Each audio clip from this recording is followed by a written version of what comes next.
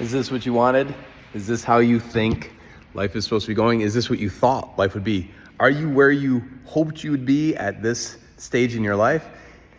What's the biggest problem? What's the biggest challenge? What's the biggest reason why you are where you are, or why we are where we are?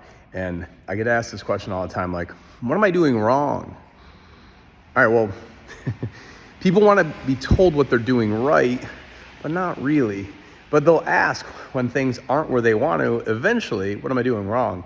And the easiest and the most honest answer is you haven't gotten clear with what you want. You really haven't gotten clear with what you actually desire out of whatever area of life that you're looking at improving. And until you do, it's going to be very difficult to live the life that you want, to live the life of your dreams. Like, what is your actual dream? What are you willing to do for it? It's not even about sacrifice, but it's usually about, like, I need to make more time to do this consistently and to not do that consistently. And it really is that simple. And really, on a daily basis also, right? Like this guy talks about, why are we so willing to give up our peace, our agency, our sovereignty of our own life, just because somebody said something that we were willing to be distracted about? And it's because you don't know what you actually want. And by that, I mean your schedule does not reflect what you've said that you want out of your life. It's not in there. You're not doing it. And it's not that you're a bad person. I'm not saying you're not, that you are. It's that your life schedule doesn't reflect what you had hoped for your life. And it's really that simple. And unfortunately, we so often just go for long stretches without even thinking about it. The week begins without it really ever ending, so to speak, or it ends too soon and begins too fast. And we haven't really begun this week because we never really planned out this week. We didn't really set out what we're going for. It's one of the reasons why people in sales have such a better understanding, at least on a surface level, of what something looks like to go get, to go achieve, to go experience. Because if you don't get it, you don't get it. I mean, but for a lot of other things, if you just show up and if you're present, or if you just are physically there, you're going to get paid for your job. You're going to get paid for whatever. So you're going to get that, to be honest, you're going to get a false validation of accomplishment, of contribution, when you really haven't done it, have you? And we know the difference. And nowadays, like everybody with participation awards, and everybody means well, we're trying to help people get into better habits of being more successful, being more significant, contributing at a higher level. But it doesn't happen with somebody patting you on the back for the work that you didn't actually do. And unfortunately, that breaks your trust with that person, and also breaks your confidence with yourself to believe that you can get the things done that you need to do to move the needle forward. So what do I need to do, coach?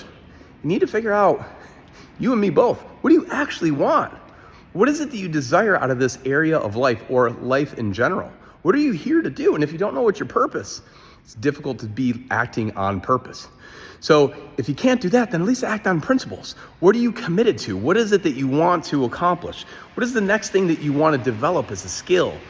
And here's the thing, once you figure out the next thing that you want to achieve in a particular area, then sit down and think, what would the day look like of the person who's experiencing and doing this on a daily basis? Meaning, who's living your dream, and what does their life look like? What do their habits look like? What things do they not have in their life that you have in your life? And I'm not saying to get overly critical and to get stuck in the ether and overthink things, because we need to do things in order to figure out how we best can do things. And so it's the reps that matter. And then reflecting on it afterwards and before you start it, planning out your day so that you can get the best out of your day. We waste so much time, it's absolutely ridiculous. And I'm just talking about myself. I'm not even talking about anybody else. And do we want the accountability to our dream? Because you can't get your dream without having the accountability for your dream. And I can tell you, because I've seen so many dreams slip, and I've seen so many dreams grow, and I've seen people accomplish so many great things, because they first dreamt it, and then they also build a schedule around it and habits around it to help optimize themselves and their probability to attaining that lifestyle. And it's not just the goal, right? We don't just decide, this is the goal, put the goal up. You got to put up the work. You got to put up the effort. You got to put up the schedule daily to get better at it. And some of it's going to be uncomfortable, but actually, truthfully, most of it's just more uncomfortable in the beginning because it's something different. And we like to resist change. And a lot of times we love change so much. So many people get so addicted to change, they can't embrace the schedule. And it's only because they don't being told what to do. And even when that's themselves, if you can figure out how to do the things that need to be done, you're going to live the life that you want to live. But first, we got to figure out what the heck that is. So ask yourself that question today.